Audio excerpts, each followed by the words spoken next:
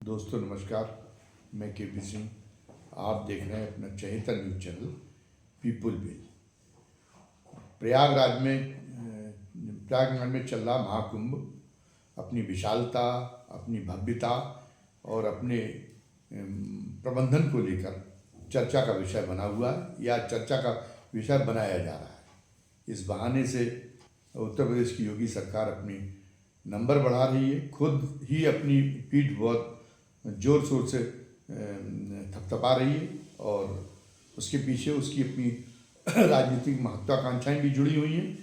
योगी को एक तो पूरे देश में अपना कद सारे आम आवाम में बहुत ऊंचा करना है और दूसरी बात यह है कि उन्हें पार्टी में भी उनको इस मामले में प्रतिस्पर्धा करनी पड़ रही है।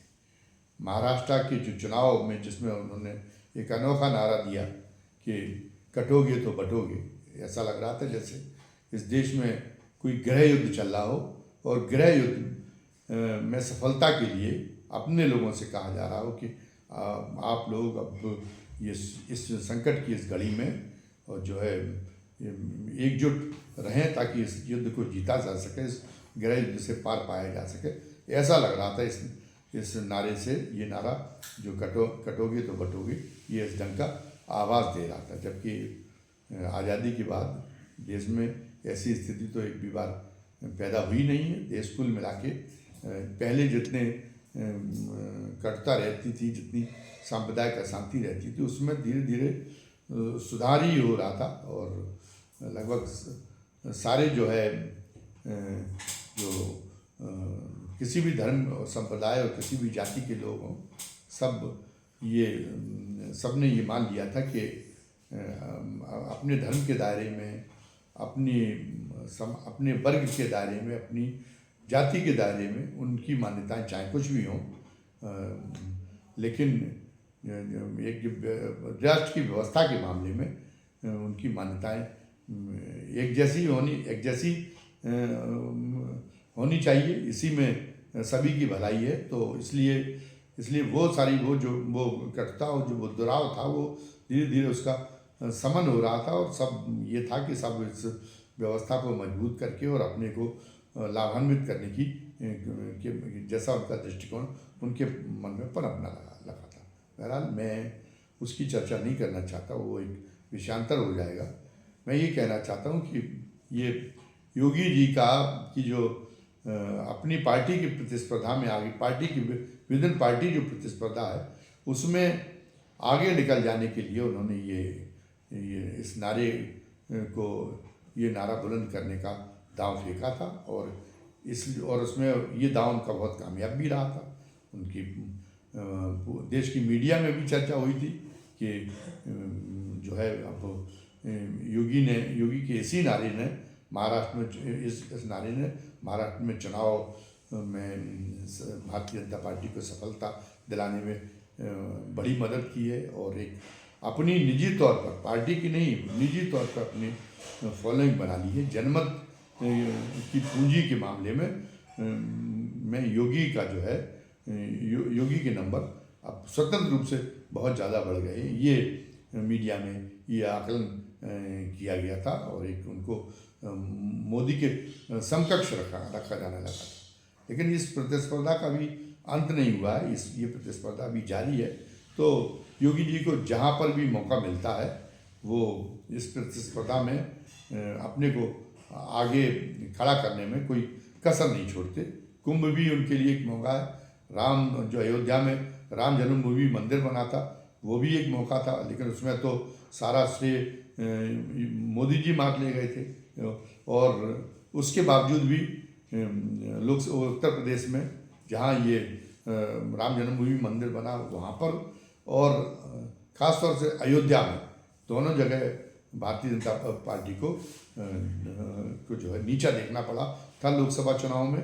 और ये जो है इसमें बड़ी किरकिरी भी हुई थी योगी की और इसलिए योगी जी और भारतीय जनता पार्टी भी, अकेले योगी जी की भी नहीं, मोदी जी की भी इसमें किरकिरी हुई थी कि आखिर वो जो जहाँ सोच रहे थे वो हिंदू मुसलमान करा के वो जो चुनाव जीतने के जो सबसे जो सिद्ध मंत्र उन्होंने समझ रखा है, उस सिद्ध मंत्र का वो सिद्ध मंत्र काम नहीं दे रहा है। अयोध्या में इतना बड़ा उन्होंने राम जन्मभूमि मंदिर की प्राण प्रतिष्ठा समारोह का इवेंट करा डाला, लेकिन वो उस इवेंट वो वोटों में कन्वर्ट नहीं हो सका। लोग श्रद्धालु तो बड़ी संख्या में लोगों ने उसको टीवी पर तो देखा, टीवी के टेलीविज़न के आंकड़े बताते हैं इस बात को, लेकिन लोगों ने ये तय कर लिया कि धर्म एक अलग चीज़ है।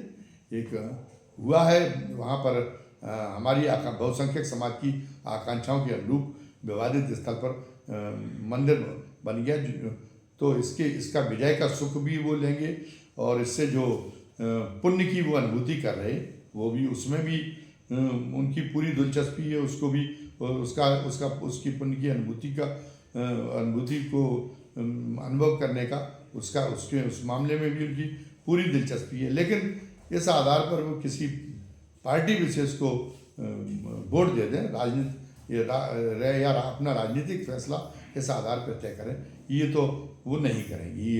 ये लोगों ने साफ कर दिया था, फिर भी उनका हौसला टूटा नहीं है। अब महाराष्ट्र में अगर जीते हैं तो जब ये माना गया कि कटेंगे तो बटेंगे कि नारे की वजह से हमें सफलता मिली, तो तो अब जो है भारतीय जनता पार्टी के जो कर्ता धर्ता है उनके मन में शायद ये विचार आया है कि उसके पीछे कुछ और कारक रहे होंगे, जो राम जन्मभूमि मंदिर की प्राण प्रतिष्ठा कराने का लाभ राजनीतिक उनको लाभ नहीं मिला। लेकिन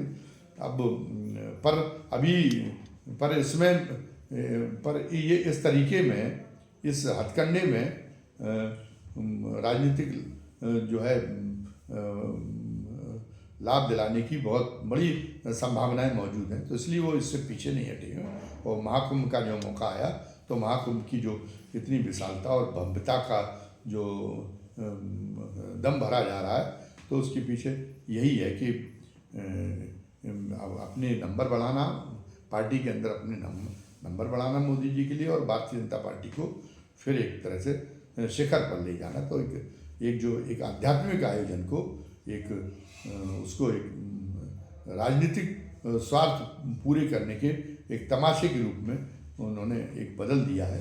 हालांकि बहुत सारे लोग हो सकता है कि उनको ये बात बुरी लगे, क्योंकि भारतीय जनता पार्टी के जो समर्थक हैं अब उनमें ये इतना धैर्य नहीं है कि वो जो है वो दूसरे पक्ष की बात भी, जो दूसरी राय है, जो इतर राय है, उसको वो सहजता के साथ में सुन सकें। वो उनका वो आपा हो बैठते हैं उसमें। तो हो सकता है कि ऐसे लोग, अगर हम ये जो उसका आकलन कर रहे हैं महाकुंभ की इतनी तैयारी का, और उसका उद्देश्य हम ये बता रहे, ये उनको रास ना आ रहा हो, और वो हमारे ऊपर बिल्कुल लाठी लेकर दौड़ पड़ने की मुद्रा में पहुंच गए। लेकिन हम इसमें बहुत आगे तक नहीं जाना चाहते राजनीति में।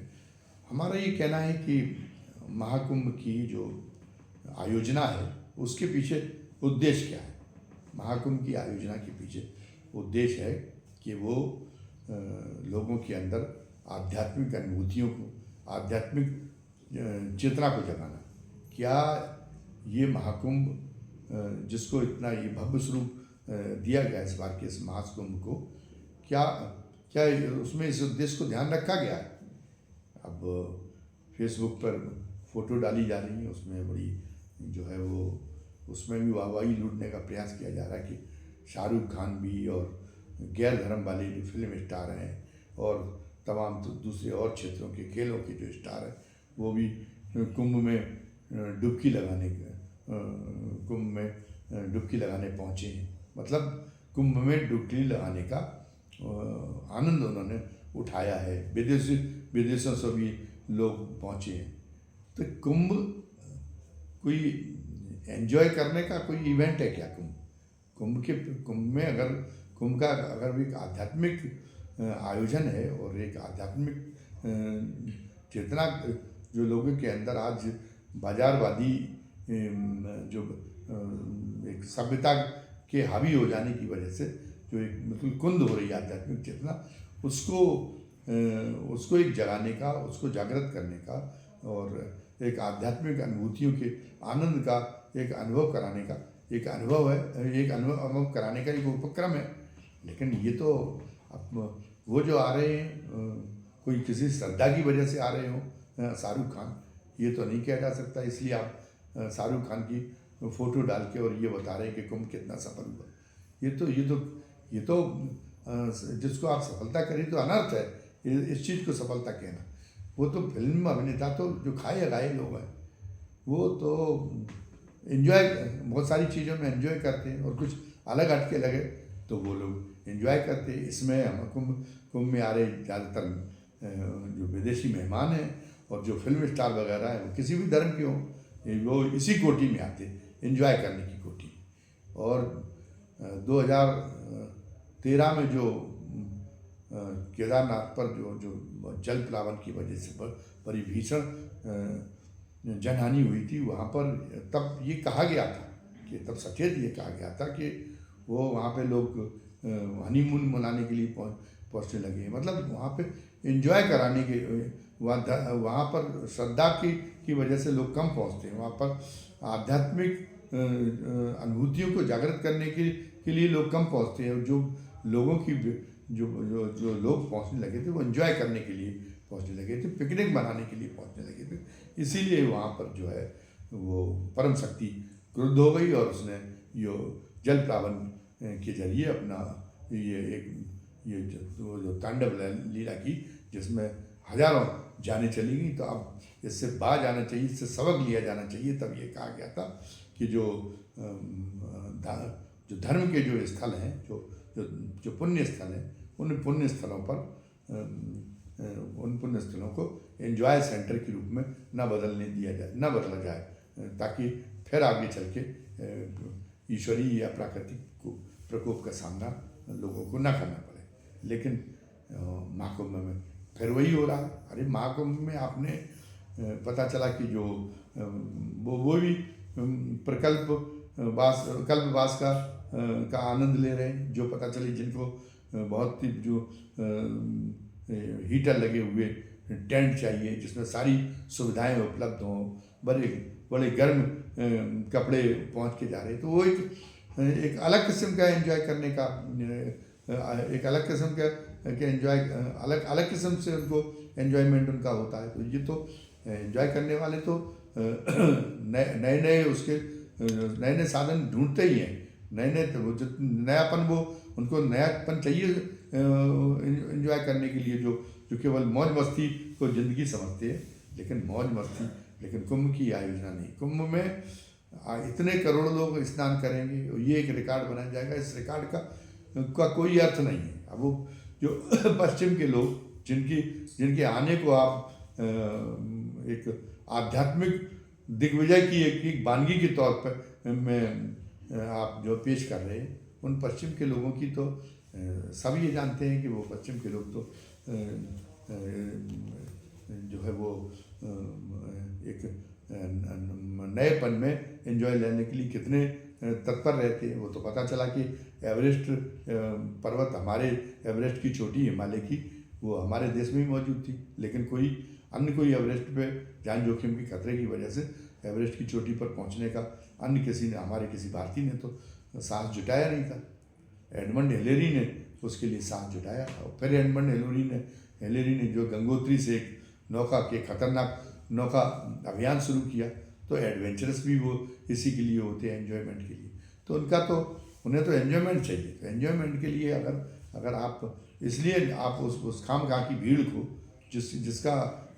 जिसके सरोकारों से अध्यात्म कहीं नहीं जुड़ा हुआ है, उसको आप जमा करके और उसको एक मनोरंजन के मेले के रूप में, एंजॉयमेंट के मेले के रूप में आपने जो एक बदल रखा है कुंभ को, ये उसके लिए तो आपको प्रायश्चित होना चाहिए। आपको इसको आगे चल के प्रायश्चित करना पड़ेगा। और ख़ासतौर से जब योगी जी खुद अध्यात्म के क्षेत्र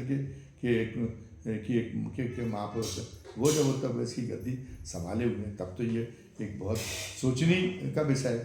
अध्यात्म की अनुभूतियों के लिए तो ये होता है कि आप जितना ज़्यादा संयम, अपनी इंद्रियों पर जितना ज़्यादा संयम प्रदर्शित करें, और जितनी जो है आप उसके लिए एक एक तरह से कठोरता दिखा सकें प्रकृति के साथ रहने के लिए, जितनी ज़्यादा आप सुख सुविधा से अपने आप को दूर रह सकें। तो वो जो है वो आध्यात्मिक अनुभूति जागृत करने की पहली शर्त है। तो ये आध्यात्मिक अनुभूति जागृत करने का एक अवसर होने की वजह से कुंभ क्या मतलब है कि तपस्या का एक उपक्रम है। तपस्या के उपक्रम में तो आपको ये घोषणा करनी चाहिए थी कि कुंभ में साधु संतों के अलावा सिर्फ वही लोग आएँ जो रेत पर एक चादर बिछा के लेट सकते हो, जो इस भीषण गर्मी में जिनके अंदर ये हो कि वो एक केवल एक शर्ट या एक कुर्ता और एक धोती, या कुर्ता और एक पजामा, या शर्ट और पैंट, एक शर्ट और पैंट में वहाँ पर जो है जो रहने की कम पहनकर रहने का मादा रखते हो, जिन्हें किसी भी तरह की सुख सुविधा की के साधन की दरकार ना हो, और जो उसका जो अपने आप और एक इंद्रिय निग्रह के लिए जो करना पड़ता है, जो चीज़ें झेलने पड़ती हैं, वो झेलने की व्यग्रता, वो झेलने की उसके इंद्रिय निग्रह के लिए उनका वो अपना समर्पण उसमें दर्शाएं। केवल उतने ही लोग कुंभ में आए ताकि वो एक नमूना बने, क्योंकि ये दुनिया तो तमाम कारकों से चलती है। यहाँ पर सबके बीच में एक संतुलन जैसा है, यहाँ पर भौतिकवाद भी है, यहाँ पर अध्यात्मवाद भी है। तो अब ऐसा भी भौतिकवाद सारे पड़ले जो है एक जैसे होने चाहिए ताकि तराजू में पड़ले बराबरी से लटके दिखाई दें, एक वो संतुलन बना रहे। लेकिन अब अध्यात्म समाप्त हो जाएगा, केवल भौतिकवादी प्रयोजन ही, भौतिकवादी सरोकारी बने रहेंगे, तो तब तो फिर वो जो इस कुदरत का या ये कहिए ईश्वरी संतुलन बिगड़ जाएगा, और उससे किस प्रकृति का या ईश्वर का किस रूप का प्रकोप हमको झेलना पड़ सकता है, इसका अनुमान करके हमें डरना चाहिए, हमें सतर्क होना चाहिए। तो कुंभ अगर होता, उसमें भले ही उसमें 1,40,00,000,000 की हमारी जनसंख्या में, और उसमें मान लीजिए हिंदू बहुसंख्यक हैं, और हिंदू मान लीजिए 100 करोड़ हैं, और 100 करोड़ में से कुछ बच्चे निकाल लिए जाएँ, तो कुल मिला के आज आप करोड़ों की बात कर रहे हैं। अगर उसमें कुछ लाखों की संख्या तो ऐसी है जो जिनके जो अपने स्वभाव से ये कहा गया था नहीं कि पुरुष जो अध्यात्म में जो ये वर्णन किया गया सृष्टि की रचना का, तो उन्होंने कहा कि जो पुरुष है, जो ब्रह्म है जिसको कहते हैं, वो तो पूरा का पूरा जो है वो तो निर्विकार है, निर्विकल्प है, उसने कोई पैदा नहीं किया। जो कुछ पुरुष से कि जब शून्य, वो पुरुष को तो शून्य कहा गया, और शून्य से जब एक अपने एक कुछ जन्मा, तो वो अपने एक स्वभाव लेके जन्मा। उस स्वभाव के उससे मान लीजिए किसी में कहा गया कि सबसे पहले उससे अग्नि के रूप में अभिव्यक्त हुआ, कि वो जो शून्य था, जो पुरुष की अभिव्यक्ति हुई, तो वो अग्नि के रूप में हुई। फिर अग्नि के परिणाम से फिर अग्नि से फिर अन्य चीज़ें बनती चलती गई। पहले 5 महाभूत पैदा हुए, फिर उन महाभूतों के तमाम सारे मिश्रण से, कॉम्बिनेशन से अन्य चीज़ें पैदा होती गई, और इस तरह से सृष्टि तैयार हुई। तो लेकिन वो कहते हैं कि उसमें अध्यात्म ये क्या कहते, पुरुष तो निर्विकल्प है, यानी ब्रह्म तो निर्विकल्प है, परम सत्ता तो निर्विकल्प है, निर्विकार, वो कोई चीज़, उसने किसी चीज़ की उत्पत्ति नहीं की, कुछ नहीं सृजा। लेकिन जो प्रकृति है, प्रकृति से ये पूरी सृष्टि का निर्माण हुआ। प्रकृति के माने स्वभाव है, जो पंच महाभूत हैं उनके जो स्वभाव है, उन स्वभावों से, तो वो हर चीज़ का स्वभाव से ये प्रकृति जैसे जैसे पदार्थ बढ़ते जाते हैं, वो उनके अपने एक स्वभाव रहते हैं। तो उन स्वभावों से के आधार पर ही वो प्रकृति का लगातार एक विकास होता रहता है। तो वो लोग इसको कि ये केवल काल्पनिक बातें नहीं हैं, ये बातें जो है वास्तविक हैं, और हम इसके प्रत्यक्षदर्शी हैं, या हम इसके जो है अनुभव करता है, हम अनुभव सिद्ध व्यक्तित्व हैं, ये लोग हैं, और ये कह रहे हैं, तो इसलिए ये बात सही मानी जाएगी। तो उसकी व्यवस्था समाज में रहनी चाहिए। महाकुंभ का एक अवसर था, वो लोग ऐसे 4 या 5 लोग होंगे जो जिनकी प्रकृति अध्यात्मवादी है, तो इसलिए उन्हें किसी भी उन्हें सर्दी और गर्मी का कोई सर्दी और गर्मी से वो लोग घबराते नहीं। सर्दी गर्मी का तो वो बिल्कुल नग्न बंद होकर रखे, जैसे हमारे नगा साधु आते तो वो तो ये मान ली गई कि ये उसका प्रभाव इसलिए नहीं पड़ता बाकी समाज पे कि नगा कोई, तो ये मान लिया गया कि ये अलग किस्म की एक अलग नस्ल की एक वो है, अलग नस्ल के लोग हैं, मनुष्य से अलग नस्ल के लोग हैं, तो वो प्रभाव नहीं डालते। लेकिन जब कुंभ के टाइम पे ये आम लोग जिनमें ऐसे श्रद्धालु छुपे हुए हैं, जिनमें ऐसे अध्यात्म के लिए ऐसे जुनूनी लोग छुपे हुए हैं, वो जब आए और उनका वो देखें कि भाई ये अमुक आदमी तो एक साधारण गृहस्थ है या गृहस्थ भी नहीं, एक नौजवान है, और इसमें जो है बहुत इसका रुझान अध्यात्म की हो रहा है और उसके लिए वो कोई भी जोखिम उठाने के लिए तैयार है, वो आते और भीषण सर्दी में वो जो है उस रेत पर एक मामूली चादर बिछा के और मतलब लेट कर और कल्पवास कर रहे होते हैं।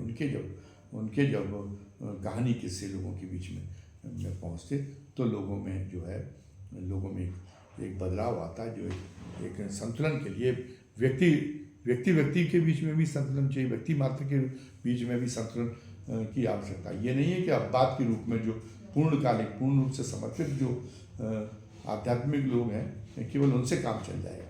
फिर भी अगर हर व्यक्ति में वो कितना भी भौतिकतावादी क्यों ना हो, अगर उसमें भी अगर उसका भी एक आध्यात्मिक पक्ष नहीं है उसके अंदर, तब भी संतुलन बिगड़ जाएगा। बहुतायत ऐसी जनता जो भौतिकतावादी है उसमें अगर उसका आध्यात्मिक पक्ष शून्य हो गया तो ये भी एक खतरनाक संकेत है। तो उनकी देखा देखी, उनका अनुकरण करके वो जितना अध्यात्म के लिए जितना निर्वाह कर सकते थे वो उतना निर्वाह करने को साधारण लोग भी प्रेरित होते ऐसे असाधारण ऐसे अवबाद स्वरूप व्यक्तित्वों को देख के। लेकिन कुंभ का ये प्रयोजन तो कहीं नजर ही नहीं आता, उससे किसी आध्यात्मिक उद्देश्य की पूर्ति नजर ही नहीं आती, बल्कि वो तो एक तरह से भौतिकतावादी शक्तियों के द्वारा इस्तेमाल किए जा रहे उपक्रम के रूप में तब्दील दिखाई देने लगा है। तो इस पर भी एक गौर करने की ज़रूरत है, इस पर भी इस पहलू पर भी लोगों को विचार करने की ज़रूरत है। आज के वीडियो में बस इतना ही।